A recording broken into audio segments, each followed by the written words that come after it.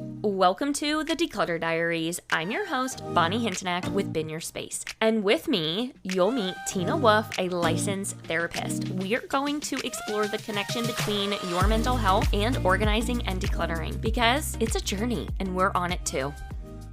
Hi, everyone. Rick, where's your drink? Okay, so this is the episode everyone has been waiting for. That is true.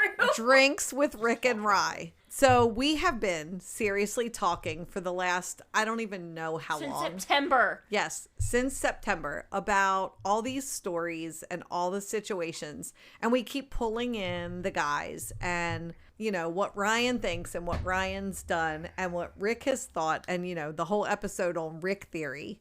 And now we have Basically them famous. live to really solidify that all the things we've said are either true or False. Where's my shirt? At least I found my trimmer charger. Listen, I'm sorry. oh Go gosh. ahead, tell your side of the story. I don't have a side. It was just missing. And then it wound up in the computer desk drawer. Because it was a charger. It was a cable. They were previously separated for the purpose of being the chargers for the restroom. I don't know. Okay. So Restroom? Hey, Restroom. drinks with Rick and Rye. We're getting whatever we want here at this point. unfiltered Rick and Rye. I love it. So I have to start off by Yes. asking Rick and Rye, honestly, in your opinion, how do you feel living in a home with a therapist and a professional organizer and two people that share? Because Bonnie and I really are very like-minded when it comes to that. We both have the therapy brain, even though we've talked about, like, Bonnie's not a therapist and I'm not a professional organizer. But our tendencies lean towards both of those things. What is it like living in a home that is ever changing? You know, we have at least a destination for most of the things in our house at this point. Yes, but it changes. It does. Hence your shirt and my trimmer charger. But last week, Bonnie, while I was away, said, well, I'm rearranging the kitchen. I'll at least let you know where things are once I'm complete. There's that. I can enjoy that. I gave you a tour. Yeah, it was fine. I remember the episode where we talked about you giving Ryan a tour. I thought that was ingenious because I just come from the, you know, subscription of I'm just going to let him figure it out along the way. And then Rick goes, hey, T, where's fill in the blank? And I just stand there chuckling with my finger over my mouth. How long is it going to take him to find it? Where's the manual I spent an hour looking for the other day? Ooh, tell me more. What manual was this, please? My new bread machine. And where was the manual, baby? In a drawer. In a what- drawer. In what drawer? The manual. The drawer you stuck it in? No. Wait a minute. The Hold drawer on. Hold you on. stuck it in. I did put it in that drawer. However, Comma. look at you. Someone needs Grammar. Grammarly.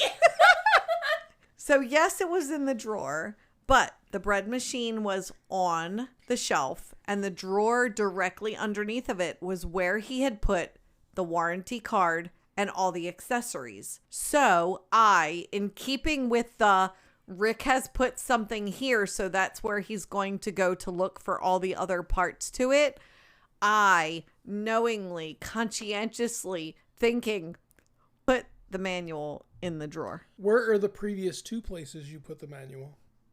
I don't remember. Uh-huh. It's probably with my trimmer charger. Look, I know you're bitter about that, but you gotta let it go. We found it, okay? And you were in sessions with clients, so I couldn't ask you where the manual was. That is true. So she put it in a logical place that you didn't know where it was. Mm-hmm. The Interesting. problem is logical can change. So it can be in multiple logical locations, but when the logical location changes, we don't think to logically look at another location because the previous logical location was the logical spot. That made 100% sense to me. And I looked at all the logical locations. I spent an hour looking at all the logical locations. Yep. I kid you not. I understand. I looked in the So- logical locations before, and I'm like, well, logically, It would be here. I looked on the bookshelf. I looked in the cupboard where the cookbooks sit. I looked on the shelf beside the refrigerator. I looked under the bread machine, which is where it was the last 2 times. Oh, no, I looked at all the tall boy. We have a tall boy. I looked at all the shelves in the tall boy probably 3 times, because that's really where I expected to find it. So I just want to insert here for a moment that going back, I talked about the fact that Rick said, when I go to look for something, I need to think, where would T put it? Yep. I did all that and it still didn't work. And that's when Ryan came to me for the trimmer charger, and he was like, hey, where's my trimmer charger? I'm like, I don't know. Did you look here? Did you look here? He's like, yeah, no, I did all that. I did, and it was not there. I literally had to go through this visual imagery in my head of where I had seen it. So I'm standing in the kitchen and I'm going, is it here? Nope, it's not there. I went to another place. I'm like, is it here? Nope. And then I finally realized where it was because it was logical. So what I'm understanding is we should probably just have larger items so that way we know exactly where there are. I know where the car is because it literally can't be anywhere else. The tractor is in the shed because it's where the tractor goes, and I can't lose that. So I like this logic. I really do. I just need larger items. Yes. So what you're saying is my wine glass should be larger. Yes. I haven't lost that. I absolutely subscribe to the larger wine glass. Right. Okay, so question for the husbands of us. The wives. The wives. What's it like being married to us? Talking about organizing all the time, rearranging all the things. Mental health. Mental health. Yeah. Boundaries. Be honest. Yeah. Be honest. They What's it want to like? hear. I at least know where to find things when they're in a location for a long amount of time, but it does help keep everything together. For the bread manual, for example, everything having to do with that is in one location because it's the manual folder or whatever. We have a filing cabinet for manuals, which, holds all the important manuals. So as long as it doesn't move, I can find that. I don't mind. It's going to move, though. I know that at least we're going to have specific locations for most of the things in the house. I can't speak as much to the therapy side other than at least the collaboration that you guys have. And it makes sense how that affects the way we mentally think about those things. But yeah. We need an app for that. That's a great idea. So when somebody needs to develop an app, when my wife moves something in the house, I can just type it in and it'll tell me where it is. I mean, I think we're hitting the answer here is the reoccurring response is that we appreciate it. We just know that it's going to move. I would agree with that. I grew up in a house of clutter and it was not neat at all. So I appreciate the fact that my house is organized and nice. And we work together on that. And I appreciate that. But it is frustrating some of the time. Well, and I guess the other flip side is obviously they're spearheading this. So that's why things are a little more fluid than they probably would normally be because the experimentation is taking place in our households as opposed to somewhere that it gets set and stays. I am a guinea pig. That's going to be the title of this episode. Yep. I am a guinea pig, drinks with Rick and Rye. But really, when you think about it, women typically tend to be very interrelational. So everything in our life touches everything in our life. So for us to, Rick's like, It's your bowl of spaghetti. yes, exactly. Everything is interconnected. And so you throw a bunch of spaghetti noodles on a plate and they all touch each other. And the men in our life, they are kind of along for the journey. And that's not always easy to deal with us from a place of, look, both of their faces. Rick's like, Rick's trying to not look at anyone. We are but simple men. give me a drink and rub my belly. Edit that out too, wouldn't you? Nope. That's staying 100%. Oh, man. We've been talking about doing this setup literally since the beginning because all we want to do, guys, listen, is hear your perspective about organizing, honestly. Okay, so Rick, I have a question. I want to go back to the first day when Bonnie came to the house and she and I were starting the organizing journey when Bin Your Space, by the way, hello, this entire thing has been sponsored by Bin Your Space. Oh, yes. Just saying. Anyway, plug. Okay.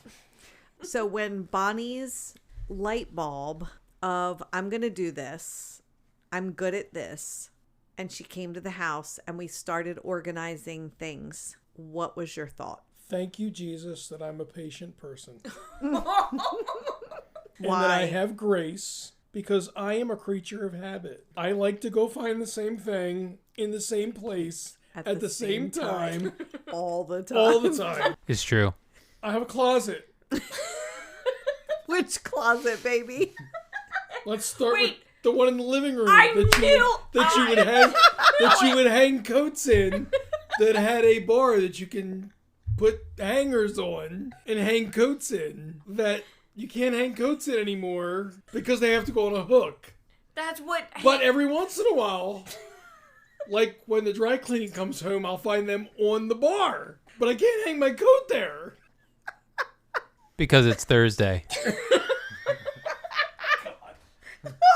Are you sure you want to go live with us? Yes! So we need to clarify. I love Bonnie's entry closet. Bonnie's entry closet at the house. When you walk into her house, you kind of walk in the door and there's a little, I don't know, like a little corridor on the left-hand side, and there's a nook in that area. And it would normally have a closet door on it to be like a coat closet. But she has it open space with some bins for shoes and a shelf and little hooks. And I was like, I hate my coat closet. It's a 100-year-old house. It's ineffective. And so Bonnie and I spent the day. She was like, you got these hooks already here. You just move this and remove that. And in less than a day, let's be An real, hour. like an hour, we had transformed that closet. He's sighing. He's sighing very hard. Because I removed the bar. I've adjusted. He has adjusted. The bar is still there. Okay. I just push it back against the shelf. Oh, She perfect. pulls it out and uses the bar when she wants to hang stuff. Exactly. When I want to put things on it temporarily for a purpose. You know, we could put coats in that closet. I was just going to say, isn't hanging clothes? I feel like there's certain areas of the house where you're like, yes, I need to actually functionally use this space. Or no, you can do what you want with that area because I don't really do anything with it. Okay, but don't you like the nook that we have? Oh, yeah, no, I know. Well, yeah, because I put it together. But, you know, you think about the space. I'm like, no, that's okay. Like, this is functionally good or better for you. So I'm okay with it. Okay, so question. Have I not made our space in our home more functional?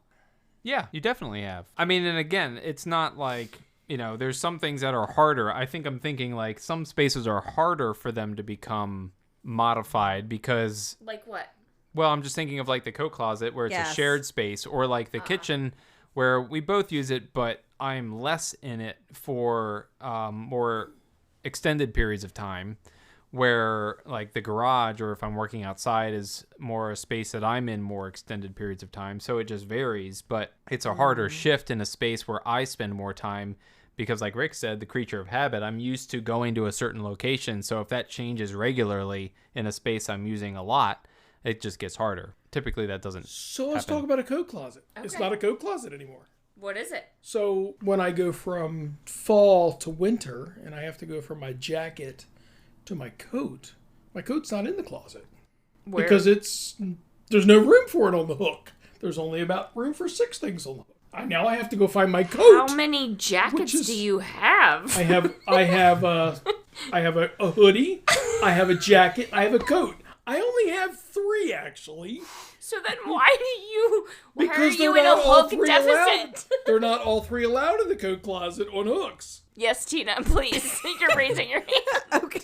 So his winter coat is stored upstairs in the closet through spring, summer, and early fall. His winter coat will be transitioned to that closet.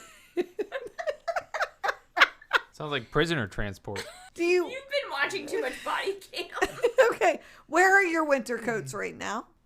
Exactly. Let me turn around. Wait a Hang minute. on. This is our... Yes. They're not in the nook. They're in our coat. Yes. transition.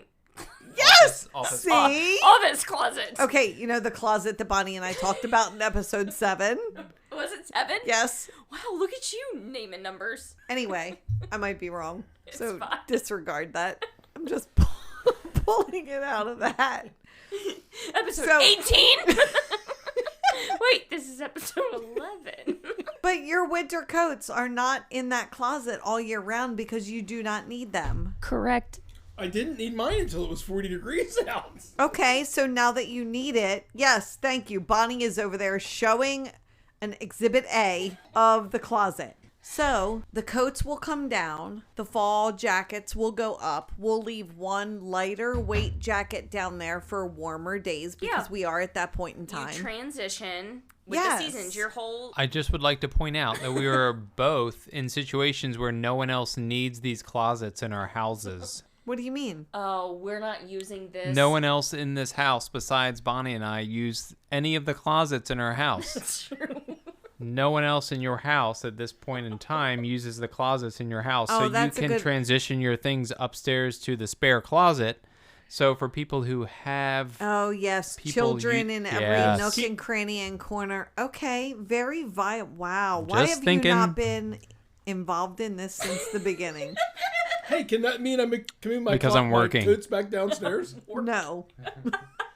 That means, okay, wait a minute. Keeping in mind we have a 100-year-old house. We So do- all of our closets are very small. We do have a Your 100-year-old closets house. are not small. Have you But seen our closets? We Go ahead. have 2 rooms that are not otherwise occupied by individuals that need said closet space. I can't. If you would like to choose one and I will choose the other, we can have our things in said closets and transition them however we would like out of said closet. Ryan, yes, Rick, how long do you think that would last? 3 months. That's generous. I just was going to say that we're on the record of saying Yes. that these things would happen. Ryan, Yes, Rick, how long do you think that would last? 2.5 months. I'm willing to give up my office closet. There's a lot of stuff in that closet. Well, and we ended up doing the double tier. So we have 2 rods attached to a central storage unit. So it allows us to have like 2 sets of things in the same closet. been there, done that. You can't find your jacket. Okay, so we did do that, though. We did change our closet aesthetic with the bins down the middle or the shelving down the middle. 1 rod on one side, 2 rods on the other, and that gives us more space to store. Absolutely. Right. We have a lot of things. Like we have our Ren Fair gear. Yep. So we have a lot of different things that we store that are only used for brief periods of time. Sounds like my scuba gear. I was going to say, have I ever showed you where Ryan's scuba gear is stored? Or the book. Oh, the James and the Giant Peach book? Yes. Oh. That's my childhood book. I have my scuba gear. Everything but my wetsuit is in a wrapping paper bin because my fins are too tall and they can't be bent. Your fins are taller than that bin. Well, the wrapping see. paper bin has a open cap, so it allows room. Okay, so you have adapted your organizational strategies to accommodate the items that you have. I love That's that. correct. Tina. What Thank is you. scuba gear? I still would like to state that this works out because the scuba gear fits in a bin that is the size of the scuba gear, and it's bigger so I can find it. Oh my gosh, stop. Okay, total transparency moment. Ryan's like, wait, I have no alcohol left in my glass. I know, I'm almost done my wine. What has been the most difficult challenge in living with the two of us and our organizational / OCD, ADHD, all the things styles throughout the last 10 / 29 years? All right, so the first thing that comes to my mind is going to be trying to fold something. Now, let me preface this. I worked at Kohl's, so I understand the concept of folding, and I can put things in a certain way, but there are some items folding them a certain way to put them away into a certain bin to fit a certain amount of things in a certain space is a struggle sometimes. Are you talking? Can you elaborate, please? I gotta hear this. We have a closet with towels and bed sheets and such. So the bed sheets have to be folded a very specific way in order to fit into the space. that space. I can do the towels to get them to fit. Whether or not they match the same fold as the other towels, I don't know. So what do you do with that? They go in. And somehow later they change.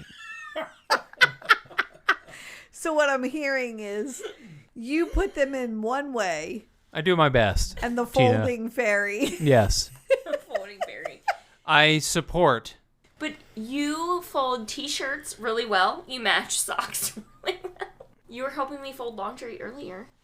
Yeah, I'm not saying the folding skill is a problem. Yeah, those are the items that I can think of off the top of my head. I mean, usually, yeah, the shirts and everything else I've at least can get into the drawer to look like everything else. That's impressive. You definitely deserve a high five and you're leaving her hanging. Okay. I'm sorry, I wasn't looking to my left. It's okay. All right, Rick. What has been your biggest challenge living with someone who is just a little bit ADHD and OCD? I have 2 words and only 2 words. Only 2. Okay. Book, shelf. That's it. Okay. I think it was an episode on that somewhere along the line. There But was an episode on that. So you need to unpack that. 2 words. That's all I have. So in other words, Go we're listen to episode, edit that in later, whatever the number is, please. I think it's literally episode 2 or 3. We talked about it really early on. and it was our emotional It was.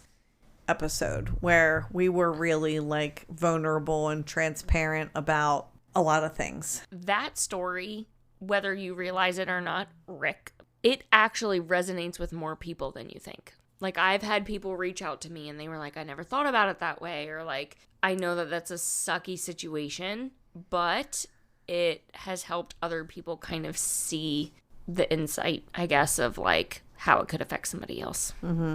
How taking someone else's things, whether your intention was good or not, Yep. and forcing a journey upon someone. But you know what? He gives me grace. That is correct, Yep. because I love you. Aww. Well, and the unique situation here is that Tina has the ADHD and Rick does not, but I have ADHD or ADD and you do not. So it's also a unique shift there. Well, we've already established the like-mindedness Yes. between the crisscross here, but Yes, we have. well, that was between us that we figured that out. But when I think of the projects when I work on something, and I think I sent you a reel a while back about how this works, but like you walk outside and you're looking at a project, you're like, oh yeah, I need to do that. And you walk outside to start working on that and you're like, oh, look at that over there. And then you start working on that other project. And then I walk to the next project in the next space and then it connects to the next one. And somehow you end up in a circle for like 4 hours, but at least all the projects somewhat get done. You just work on all of them at the same time. Yes, in succession with varying degrees of intensity based on what each project needs in Right. that moment and how you deem it to be prioritized. Totally get Exactly. you. Yes, because I can do that. I can stand in a room and look around a room and be like, that doesn't look great. That doesn't look great. That needs to be done. That needs to be done. And in order for me to relax or be in the space, I have to have all those things done or at least a plan to figure them out. And then I'm good. My only downside is that I can't connect them all like a bowl of noodles. Everything is squared off Oh, and I'm so waffles. sorry for you. You have compartments. It's that's the only difference where I'm like, oh, I'm working on this project, and then like when I shift gears, I switch to the other one. I'm like, what other project was I working on? Oh yeah. So, Bonnie, do you ever find yourself just standing there waiting, going, eventually they'll finish what they're doing and finish that, following that squirrel trail and come back around? Oh, God. And we can go to the store? This is a sore topic right now because we Oh, boy. are in the middle of doing a master, quote unquote, bathroom renovation. It's a master to somebody. It's only about the size of a shoebox. Yeah, it's really small. But Ryan started it literally the week before we went to Vegas. in June. He was like, I'm going to start. And I was like, why are we starting right now? Like, I don't understand. It is not done. The old tile is still on the floor. I literally said, I don't want this to be a 6 month to year project. And June, July, August. it'll be September, 6 months next month. You said June. Work's been a bit much, okay? So, yeah, that's hard for me. I love that we are sitting here in a place of transparency. Yeah. Yet again. Yeah. Because that's been the premise of this podcast is we start out with this is where we are. This is where we think we are. And then we get to the nitty gritty of this is where we really are. I often wonder if that's what Rick Shirt thinks. This is where I think I am. But now I'm not. I think, therefore I am. Well, maybe not. I should ask my wife. No, but really, I mean, none of us are perfect. None of us have picture perfect marriages. You know, I've talked along the way about the mistakes I've made, the things I've done, the pains I've created, and we really are all just a work in progress. No matter what circumstance our listeners are in, where they are in their lives, whether they're alone and going through these things day by day. We're all really in a journey to something, to some place, and identifying what that journey is the first step of it. The next step is, where do I want to be? And I think for the four of us, we want to be in a better place than we were yesterday, whether that's in our relationship, whether that's in the way we view ourselves, our space. It's a process. Without the support of them, the two of them, we would not be able to be where we are right now. Which is, gosh, I know we've talked about a podcast all year. We're going to record, do all the things. The impact that it's had already, just on like my own life, I feel like is so different than I even imagined, I would agree with that. Like, I go back and listen to our episodes. And I know Ryan will listen to be supportive, like, hey, we're going to start a podcast. We're going to do this and we're going to talk about you, in the best way possible. Like, you're part of the journey. You're part of the ride. And so to do this episode is like, I don't know. It's just really sweet. It's the culmination of, oh my gosh, 20 some years. We're talking about, and this is kind of irrelevant to our listeners, but it's relevant to us. But 20 some years of life, 20 some years of struggles, 20 some years of seeing people go through things, deal with challenges, and fight to be resilient, to be the best that they can be, to be better than they were yesterday, and strive for more tomorrow is what this is kind of all about. Because we're not the same we were 2 years ago, 10 years ago, 28 years ago. Thank God. Right?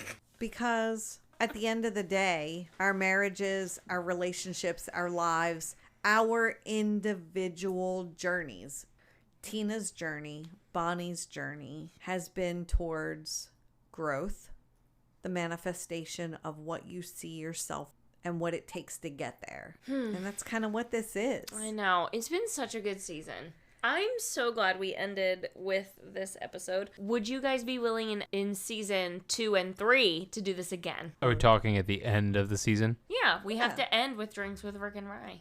Every season has to end with... Every season. Rick? Yes. I think this might be doable. What do you think? Is there bourbon?